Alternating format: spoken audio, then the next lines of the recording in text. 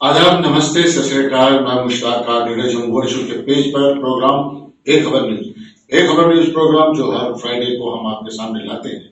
हमारे बेखबर news programme में खबरें होती हैं और उन खबरों को इस तरीके से आपके सामने लाया जाता है कि ताकि आप उन खबरों से बेखबर होते हैं। उन खबरों के बीच की और अंदर की बात क्या होती है वो हम आपके समक्ष लाते हैं।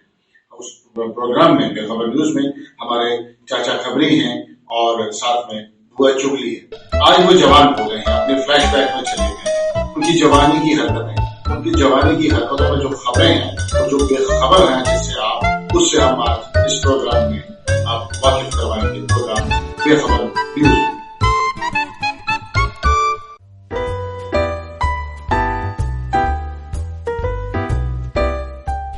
8:30 बज चुके हैं मगर इन मैडम जी का अभी तक कुछ पता नहीं। अरे एक बार ब्यूटी पार्लर के अंदर घुस क्या जाती है, इन्हें ना दुनिया याद रहती है ना मैं। समझ नहीं आता क्या करूं। अरे वक्त पे अगर नहीं पहुंचे पता नहीं खाने को कुछ मिलेगा भी या नहीं, लेकिन इन मैडम जी को तो कोई परवाह ही नहीं है। ओहो, इन औरतों को ना एक बार ब्यूटी पार्लर में घुस जाए ना उसके बाद मजा ले कुछ याद रह जाए। मैं फोन तो कर लूं एक बार, शायद मैडम जी। हेलो, अरे सुमन यार तुम निकल रही हो या नहीं? हैं? आ रही हो? हाँ ठीक है। अभी उम्मीद बाकी है, बस मैडम जी पहुंच जाए, फंक्शन में टाइम पे पहुंच जाए, कुछ ना कुछ मिल जाए बस। लगता आ गई मैडम। आइए। नमस्ते बहन जी। क्या कहा? बहन जी?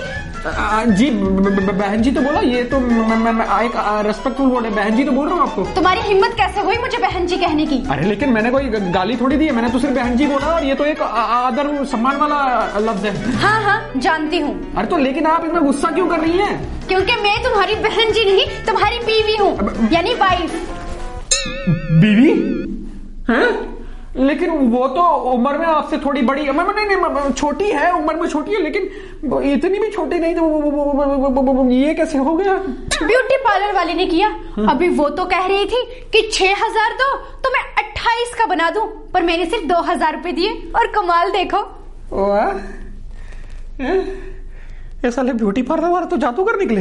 पुराने खंडर को नया मॉल बना दिया। नहीं अच्छा हुआ तुमने 10,000 नहीं दे दिए, वरना पता चलता मैं तुम्हें गोद में लेके लल्ला बना के लेकर जा रहा हूँ। क्या कहा?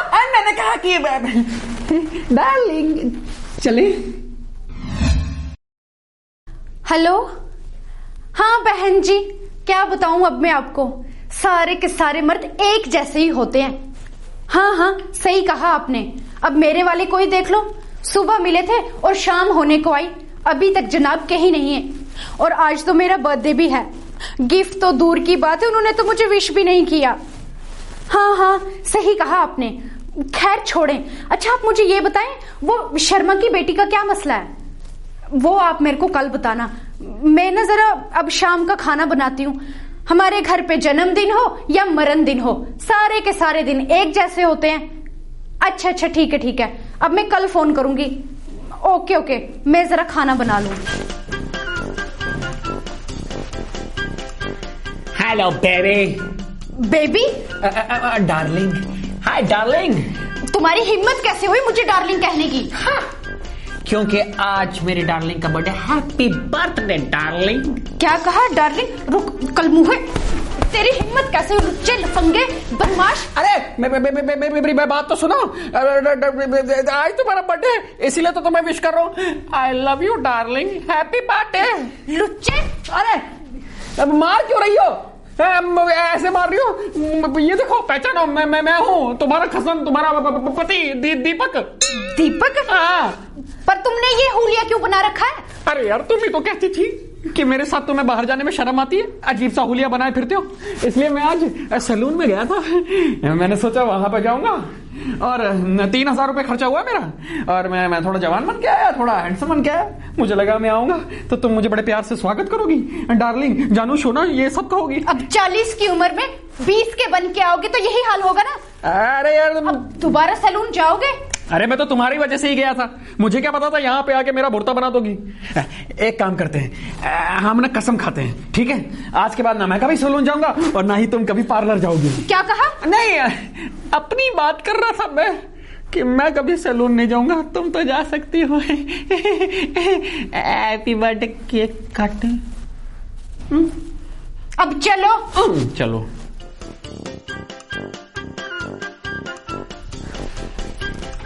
मेरी तो किस्मत ही फूटी हुई थी जिस दिन आप जैसे मर्द से मैंने शादी के लिए हाँ कर दी। तुम्हारी कितना फूटी थी, मेरी किस्मत कौन सा इग्नोर के। आप चुप रहिए। और तुम चुप रहो, समझी? आप चुप रहिए। पता नहीं कौन सा मनहूस घड़ी थी जब आपके लिए मैंने हाँ कर दी।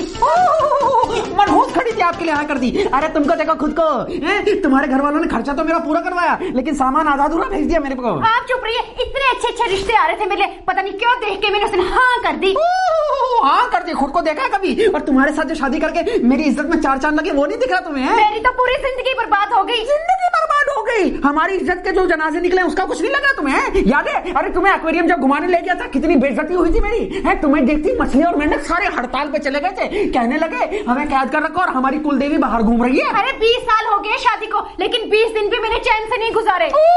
20 दिन चैन से नहीं गुजारे? और जो हमारे 20 मिनट भी कभी चैन से नहीं निकले उसका कुछ नहीं दिख रहा तुम्हें? बस अब मैंने फैसला कर लिया। मैंने भी फैसला कर लिया। हाँ हाँ कर लो फैसला, मैंने भी कर लिया।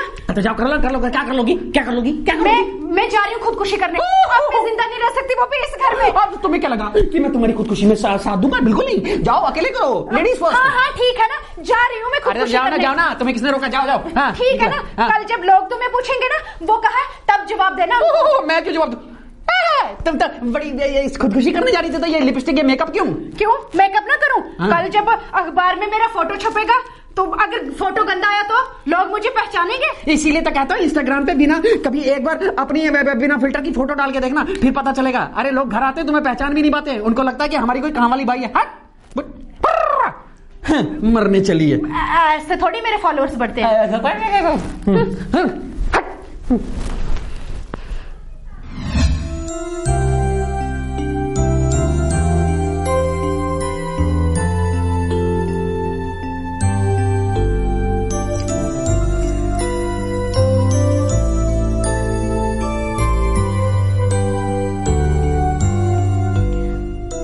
सुनो जी। क्या हुआ? तुम रात को मुझे गालियां क्यों दे रहे थे? मैंने गाली दी? कब दी? कैसे? कब? कहाँ? मेरे सपने में और मेरे माँ बाप को भी बहुत कुछ कह रहे थे। चलो कहीं तो मैंने अपनी भड़ास निकाली दिल की।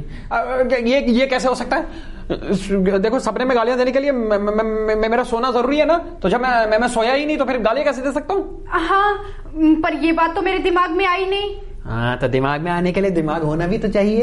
अच्छा ठीक है, जो मैं कहने आई हूँ वो ध्यान से सुनो। सुनाइए।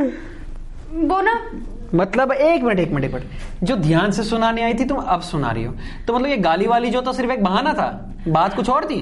हाँ ट्राई तो किया था पर बात कुछ बनी नहीं। अब सीधे मुद्दे पर बात करती हूँ। हाँ तो बताइए क्या है मुद्दा?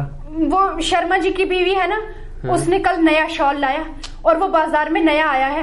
वो मुझे आज ही चाहिए, इससे पहले कि बाकी औरतें वो लेकर मुझे जलाएं, मुझे वो आज ही चाहिए। देखो जी, ये तुम्हारी रोज रोज की ये बेमतलब की जो ख्वाहिशें हैं ना और ये डिमांडें हैं, ये पूरा नहीं कर सकता मैं हमेशा, समझे? मैं थक गया हूँ ये पूरा करते करते। बस ये लास्ट मांग है, इसके बाद और कुछ नहीं मांगूंगी। हाँ पिछली बार भी तुमने जब साड़ियां खरीदी थी तो यही कहती ये मेरी लास्ट मांग है, इसके बाद में कुछ नहीं खरीदोगे। अब ये डायलॉग पुराना हो गया है। डायलॉग पुराना जरूर हो गया है, लेकिन जो तुम्हारी फरमाइशें पूरी करते करते मेरे ऊपर कर्जा है वो थोड़ी पुराना हुआ है, वो तो वैसा का वैसा ही है ना, बढ़ता ही जा रहा है। मुझे कुछ नहीं पता, मुझे बस शॉल चाहिए। अरे वाह कमाल की बात करो, शॉल चाहिए? अरे तुम्हारे शॉल के चक्कर में जानते हो कितने कर्जे में आ गया हूं मैं। चाहे जो मर्जी हो, तुम्हें आज मेरी बात माननी ही होगी। हाँ नहीं मानी तो मुझे जबरदस्ती करनी पड़ेगी। देखो तुम्हारी इन रोज रोज की हरकतों से ना मैं तंग आ गया हूँ, अगर तुम नहीं सुन रही तो मैं ना मैं कुछ खा के मर जाऊंगा। फिर तो मुझे 2 शॉल लेनी पड़ेंगी। 2 शॉल? 2 शॉल क्यों? एक आपके 10वें के लिए और दूसरी 13वें के लिए।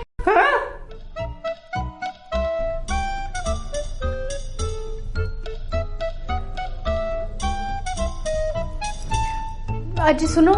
सुन रहा हूँ जी। एक बात बताओ। हाँ जी पूछिए।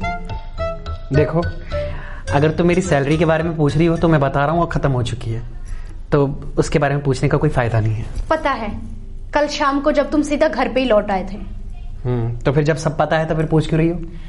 अच्छा एक चीज बताओ, ये लेडीज फर्स्ट क्यों कहते हैं? लेडीज फर्स्ट, ये ना बहुत दुख भरी दास्तान है। दुख भरी दास्तान? हाँ, बहुत कुर्बानियां हुई हैं तब जाके ये मुहावरा बना है लेडीज फर्स्ट। औरतों ने दी कुर्बानियां? मर्दों ने। वो कैसे? दरअसल let me tell you one thing. हुआ क्या था कि दो प्रेमी जोड़े थे और ये समाज उनको मिलने नहीं दे रहा था, तो उन्होंने सोचा कि क्यों ना इस जमाने से कहीं दूर हम निकल जाएं। तो वो एक पहाड़ी पर चले गए और उन दोनों ने फैसला किया कि हम कूद के अपनी जान दे देंगे एक साथ। तो फिर दोनों ने कहा कि 1 2 3 गिनते और 3 गिनने पे हम कूद जाएंगे और अपनी जान दे देंगे। जैसे ही 1 2 3 गिना, मर्द कूद गया लेकिन औरत कूदी नहीं। बस तभी से ये मुहावरा चल पड़ा लेडीज फर्स्ट। आप क्या कहना चाहते हो कि मर्द ने औरत को धोखा दिया? अरे नहीं मेरी जानू, मेरा गूगल ना, बेचारे मर्द बेवकूफ था एक्चुअली। उसने एक्चुअली उसे धक्का दिया था औरत को, लेकिन औरत वहां से हट गई और बेचारा खुद नीचे जाके गिर गया।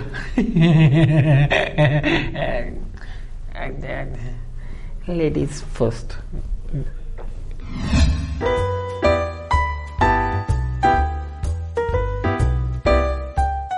वाह क्या खबर छपी है, सुनो। एक आदमी ने अपनी दूसरी बीवी के मरने के 2 महीने बाद ही शादी कर ली। अच्छा? हाँ, और दूसरी शादी भी अपनी बीवी के मरने के 1 महीने बाद ही की थी उसने। भाई वाह। इसका मतलब अगर ये दूसरी बीवी भी मर जाती है तो इसके 3रे महीने बाद ही ये तीसरी शादी करेगा? अरे जरूरी नहीं है, ये कोई मैथमेटिकल कैलकुलेशन थोड़ी है कि 2 महीने या 3 महीने बाद ही कैलकुलेशन करके करेगा।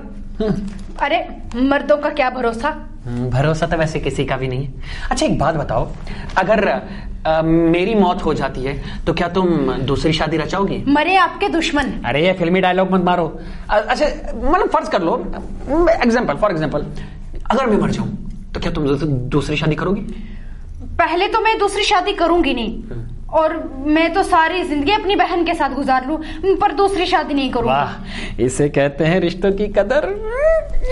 पर एक बात बताओ, अगर तुमसे पहले मेरी मौत हो जाए तो क्या तुम दूसरी शादी करोगे? अव्वल तो मैं ऐसा होने नहीं दूंगा, और फिर भी खुदा ना खास्ता अगर ऊपर वाले ने जबरदस्ती कर भी दी तो मैं दूसरी शादी हरगिज बिल्कुल नहीं करूंगा। हाँ, मैं भी तुम्हारी तरह सारी जिंदगी तुम्हारी बहन के साथ गुजार दूंगा। क्या कहा? मेरा मतलब नहीं करूंगा।